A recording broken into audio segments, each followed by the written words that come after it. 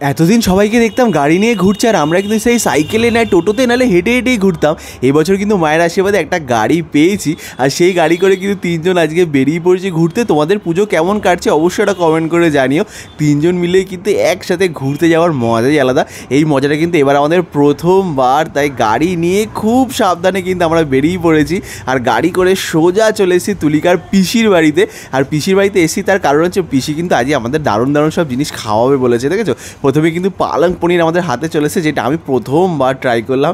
আর তুলিকাও বললো ও নাকি প্রথমবার ট্রাই করেছে। প্রথমবার কোনো জিনিস খাচ্ছি সেটা মেয়েকে খাওয়ানো তো হতেই পারে না। তুলিকা কিন্তু আঙুলের ডগা একটুখানি লাগিয়ে মেয়ের মুখে দিয়ে দিল। আর মেয়ের এক্সপ্রেশন দেখে তুলিকা তো অবাক হয়ে গেছে। আমরা তো ভেবেছিলাম ওর ঝাল লাগবে বা পছন্দ করবে না, কিন্তু ও এতটা খুশি হয়েছে সেইটা দেখে কিন্তু আমরাও খুশি হয়ে গেছিলাম। পালং পনির কিন্তু আমাদের দারুণ লেগেছে, পিসি নিজে হাতে আমাদের জন্য বানিয়েছে। আর এখানে দিয়েছিল যে ট্রাই করে দেখার জন্য, আসল খাবার কিন্তু রাতে দেবে। আর ওইটা খেয়ে সোজা চলে এসলাম কাঁচরাপাড়া জুতো কিনতে। তুলিকার জুতো কিন্তু এখনও কেনা হয়নি, একটা ছিল সেটা আমাদের বাড়ির পোষ্য মিনি বিড়ালটা একদম নষ্ট করে ফেলেছে, তাই একটা জুতো কিনতে চলে এসলাম। আর জুতো কিনে নিয়ে যখন আবার পিসির বাড়ি এলাম দেখলাম আমাদের জন্য মোমো অপেক্ষা করছে। কিন্তু এটা এমন একটা মোমো যার মধ্যে স্যুপই নেই, স্যুপ ছাড়া আবার মোমো হয় নাকি। আর তুলিকার ভাই কিন্তু মোমো খেতে খুব ভালোবাসে, আমরা দুজনেও মোমো খেতে খুব ভালোবাসি। শুধু চাটনি দিয়ে মোমোটা ছিল, যেটা খেতে কিন্তু বেশ ভালোই লাগছিলো। চাটনিটা ছিল প্রচণ্ড ঝাল, যেটা খেয়ে কিন্তু গরমের ঘাম বেরিয়ে গেছিলো, কিন্তু খেতে দারুণ লেগেছিলো। আর মোমো খেয়ে সোজা চলে এসলাম ফ্ল্যাটের ছাদে। এখানে কিন্তু সবাই বাজি ফাটাচ্ছিল।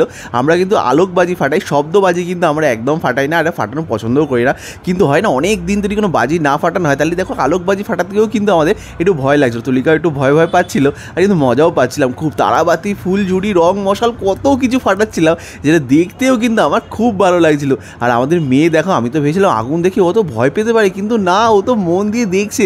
আর ও কিন্তু আমাদের সাথে সমান তালে আনন্দ করছে। আর মেয়েকে আনন্দ করতে দেখে কিন্তু আমাদেরও বেশ ভালো লাগছে। তোমরাও যারা বাজি ফাটাবে খুব সাবধানে ফাটিও। আর বাজি ফাটানোর পর নিচে এসে কিন্তু রাতের খাবারে আজকে ছিল পালং পনির, তার সাথে ছিল লুচি। লুচি দিয়ে পালং পনির দারুণ লেগেছে। আমি তো প্রথমবার যদিও খেলাম, আমার তো অসাধারণ লেগেছে। খাওয়ার পরেই তুলিকাকে বলছিলাম যে রেসিপিটা পিসির কাছ থেকে ভালো করে জেনে নাও, কেন বাড়িতে গিয়ে আমাকে একটু করে খাইও, আমার দারুণ লেগেছে।